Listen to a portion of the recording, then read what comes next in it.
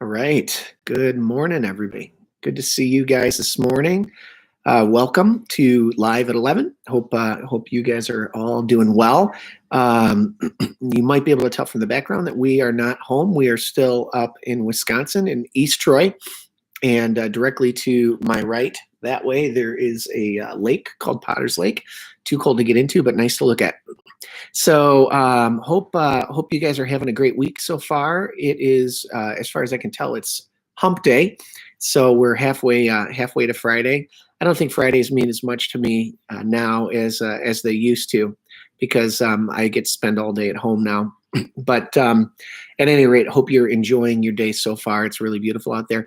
Actually, out front, I've got a white Jeep out there, and my favorite bird in the whole world is a cardinal. I love cardinals. I love just those, the red cardinals, and I love the female, the brown version of them. I just think they're completely cool. Love them to death. And so I have this dilemma because there is this cardinal. Every time we come up here, I park my Jeep in the same spot right in front of the house, and this cardinal loves to sit on my rear view mirror on the driver's side. And he sits on the rearview mirror, and he hangs out, and then he jumps down and he looks at himself and he pecks at the mirror, and then he poops on the door. And so I've got this dilemma because I absolutely love to watch this guy, but he's wreaking havoc on my driver's side door and on my mirror and things like that. So I still haven't had the audacity to shoo him off. I just get my car washed, but I guess it's a good problem to have, to get to watch my favorite bird, make his home in my or on my car. But at any rate, this morning, sorry, I've got some allergies here. This morning, I was thinking about the choices that we make. And I've been curious. I've been watching this new life that we have been living over the last 7 weeks or so. And originally, I thought that if not all, but if most of our choices were taken away from us, most of our opportunities were taken away because we're sheltering in place, that would automatically mean that our relationship with God would kick into a new level, that we would kick it into a high gear, that we would kind of automatically, by osmosis, get closer to God, because so many of the opportunities that we used to have been taken away. And so we don't have the opportunity to go out to restaurants. We don't have the opportunity to run off to work, many of us. We don't have the opportunity to run our kids all over God's green earth to the sports that they're doing, right? So many of our choices have been taken away, and our lives have been reduced and reduced and reduced down, so that now we have far fewer choices about what to do with ourselves and what to do with our time than we did, say 2 months ago.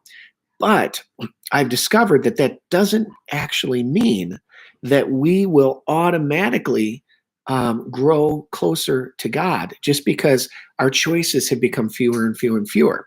I don't know if you guys saw the movie Monsters Inc. That's like 20 years old now, which is really, really crazy. But Monsters Inc. was about these two benevolent monsters who worked as they would go into kids' bedrooms and scare them, and scare was what ran the monsters' city, right? So they would can the kids' scare and run their city. But Mike and Sully were two kind of good guys, two benevolent monsters. But the premise is that they had a way of opening these doors, like thousands and thousands of doors. They could get to any closet door of any kid that they wanted to.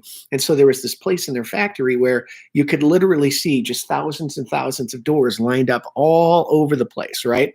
And I want you to imagine for a moment that's kind of like our life. We have all these doors, especially, 2 months ago, 3 months ago, we had all these doors that were available to us, and they would be doors that would open into like Planet Fitness gym. They would open to the Y. They would open to our favorite restaurant. They would open to our favorite clothing stores. They would open to going out with friends, or things like that.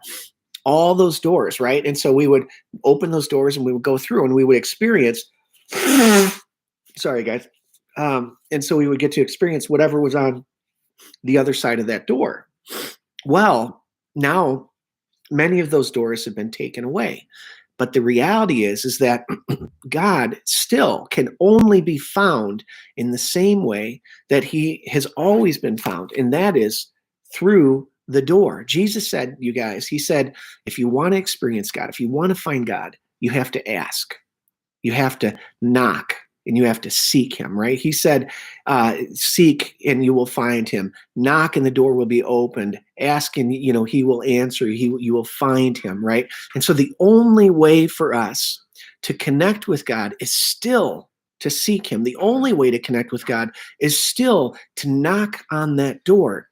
And he is on the other side of that door, but he doesn't enter our lives through osmosis. Just because we have far fewer choices, just because the number of doors in the factory of our lives have been reduced from 100 to maybe 4 or 5, God can still only be found on the other side of a door, and we are still required to knock on that door if we want to experience him. And I've kind of come to believe that it could even be binary. Like no matter what, no matter how far down reduced our choices are, we will still have to make a choice for God. We will still have to choose to find him, choose to experience him. We will still have to knock on that door.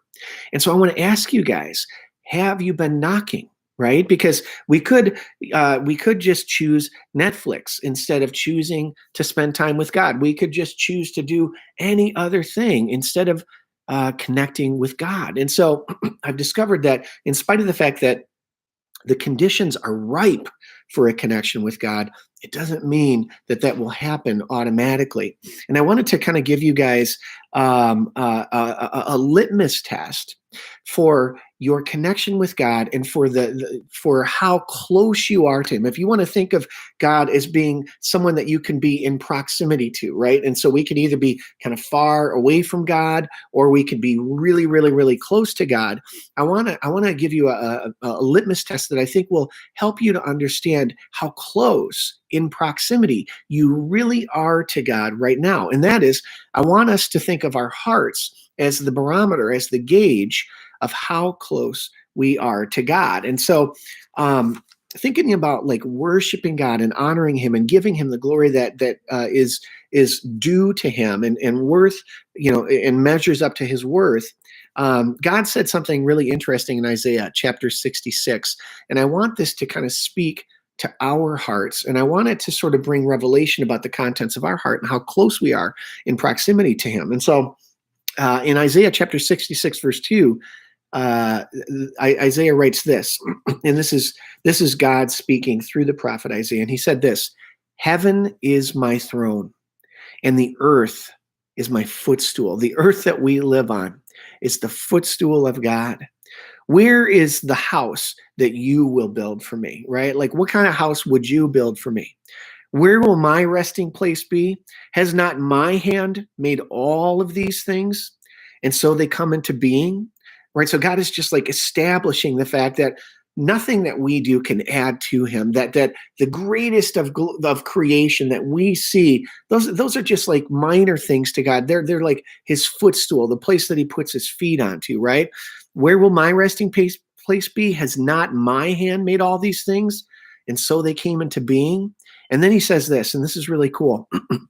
These are the ones that I look on with favor, those who are humble and contrite in spirit and who tremble at my word. These are the ones that God looks on with joy, with favor. These are the ones that God blesses, those who are humble and contrite in spirit and those who tremble at his word.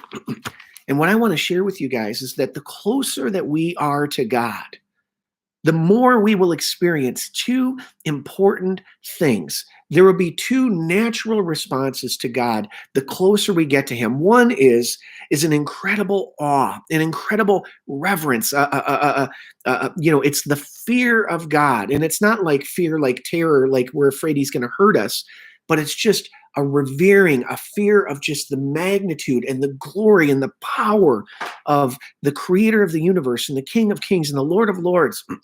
When we get near to God, anytime God came into the presence of a human being, usually biblically that person hit the dirt, falling down as if they were dead, the Bible says. Why? Because they came close to the glory of God. And when we get close to God's glory, when we move closer in proximity to him, we will naturally feel awestruck. We will naturally feel almost a reverential fear of God. We'll know, just like Molly has been talking about, that we are walking on holy ground. And so if you don't feel that way, I want to submit to you to look at your own heart, because you may not be as close to him as you think. And secondly, getting close to God will produce a humility in us. We will see the brokenness of our lives. We will see our need for him. We will see where our lives don't measure up to his holiness and the holiness that we were created for. We will see where we have a long ways to go in our sanctification and being more like him. And so my message this morning, guys, is to check our proximity, to check your heart, to find out how close are you really to God. And the reality for us today is that even if so many of our choices have been taken away from us, even if they were reduced down to practically nothing, we will still have to choose God. We will still have to seek. We will still have to knock on that door. But the amazing thing about God is he says, is when you knock, I will open the door. When you seek me, you will find me if you seek me with all of your heart. God wants to be pursued. And when we pursue him, we will come into contact with his greatness and his glory and his majesty, and we will be awestruck by him. And so let that presence or lack of presence of awe in your own heart, let that presence of humility or the lack of humility in your own heart tell you something about where you're at, because there will never be a better time to seek God than right now. The season is perfect for seeking God. The table is set for us. All we have to do is go to it. So I hope that that's helpful to you. I'm praying for you guys. We love you. Thank you for checking in. And I hope you have a wonderful rest of your day. Thanks so much, all. Bye.